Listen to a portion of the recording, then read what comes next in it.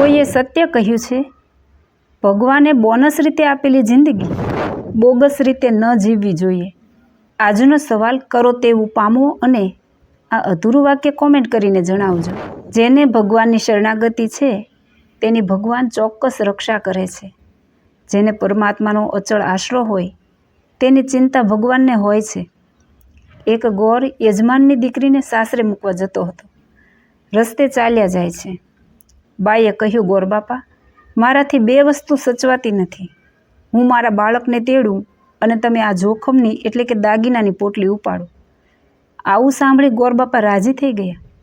સોના ચાંદી અને પૈસાની પોટલી ઉપાડીને ચાલ્યા જાય છે. ગોરબાપાનું મન બગડ્યું. જો આ બાઈને મારી નાખું તો બધા દાગીના મને મળી જાય. રસ્તામાં વિસામો ખાવા બેઠા.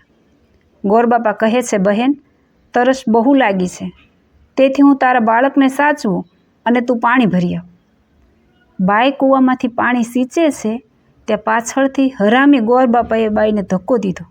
તેથી બાઈ કૂવામાં પડી ગઈ. પણ રામ રાખે તેને કોણ ચાખે? કૂવામાં વડવાઈ હતી તે હાથમાં આવી ગઈ. બાઈએ વડવાઈ પકડી લીધી અને બૂમો પાડે છે, બચાવો, મને બચાવો, હે ભગવાન, મને બચાવો. પ્રભુને યાદ કરે છે. ત્યાં આ પાપી ગોરબાપાને થયું કે કોઈ માણસને ખબર પડશે તો મને માર્યા વગર મૂકશે નહીં. તેથી પથ્થરો ઘા કરીને મારી નાખું. જ્યાં પથ્થર લેવા જાય ત્યાં કાકો કાળો નાગ વાટ જોઈને બેઠો હતો. તે હાથમાં વળગ્યો. હાથ તરછોડ્યો તો ઉછળીને પગમાં વળગ્યો. તરત ઝેર ચડી ગયું અને મરીને જમપુરીમાં પહોંચી ગયો. જમના દૂતોએ બરાબર દંડા મારી ધુવાડા કાઢી નાખ્યા. ખૂબ પસ્તાય છે. બરાડા પાડે છે કે હું બ્રાહ્મણ થઈને બગડ્યો, વિશ્વાસઘાત કર્યો, બીજાનું ભલું કરવાને બદલે ભૂંડું કર્યું તો મારું જ ભૂંડું થયું. આ કથા વિચારવા જેવી છે. કરો તેવું પામો અને વાવો તેવું લણો. કર્યા કર્મનું ફળ મળી ગયું. વગર મોતે મરી ગયો. આ બાજુ વટે માર્ગુ રસ્તેથી પસાર થયા. બાઈ રાડો પાડે છે. તે અવાજ સાંભળીને કૂવામાં જોયું તો કૂવામાં બાઈ ડાળખી ઝાલીને લટકતી હતી. તે જોઈને બાઈને કૂવામાંથી બહાર કાઢીને પૂછ્યું કે બહેન, તમે કેવી રીતે કૂવામાં પડ્યા? આ શું થયું? પછી બાઈએ રડતા રડતા વિસ્તારથી બધી વાત કરી. વટે માર્ગુ એમને ધીરજ આપીને સાસરે મૂકી આવ્યા. આ જગતની અંદર નિર્દયી પાપી માણસો બીજાની મિલકત કબજે કરવા યુક્તિ પ્રયુક્તિઓ કરે છે, પણ વિચાર થતો નથી કે મારાથી નાની વયના પરલોકના માર્ગે ચાલતા થઈ ગયા છે તો હું ક્યાં સુધી રહેવાનો છું.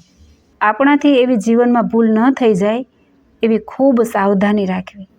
ધનની લાલચમાં ફસાઈને પોતાનું જીવન ન બગાડવું. ધન અને સોનું જોઈને માનવને અંધપણું આવે છે ત્યારે કાંઈ સૂઝ પડતી નથી. 2-4 દિવસ બહાર ગામ જવું હોય તો સાથે ભાતું લઈએ છીએ તો લાંબી મુસાફરી માટે કંઈક દાન પુણ્ય, ભજન ભક્તિ, પાઠ પૂજા, જપ તપ, સત્સંગ સમયા એવી ભાતાની તૈયારી કરી રાખવી જોઈએ. અંતે ખરું એ જ કરવાનું છે. ભગવાનને શરણે જે જીવાત્મા આવે છે તેને પ્રભુ સંસ્કૃતિથી મુક્ત કરે છે. જેને જગત સંબંધી ભોગ વિલાસ વહાલા લાગે એને ભગવાન વહાલા નથી લાગતા. મોહ માયાની પાછળ જિંદગી ખલાસ કરી નાખે છે. ઈશ્વર સંસાર સાગરના તારક છે. ગઢડા મધ્ય પ્રકરણના 36ના વચનામૃતમાં કહ્યું છે, જેને ભગવાન વિના બીજામાંથી હેત તૂટે છે તેને ભગવાનને વિશે હેત થાય છે. અને જ્યારે ભગવાનને વિશે હેત થયું ત્યારે તેને ભગવાનમાં અખંડ વૃત્તિ રહે છે. અને જ્યારે ભગવાનમાં અખંડ વૃત્તિ રહે છે ત્યારે તેને બીજું કાંઈ કરવું બાકી રહ્યું નથી. તે તો કૃતાર્થ થાય છે. જય સ્વામિનારાયણ.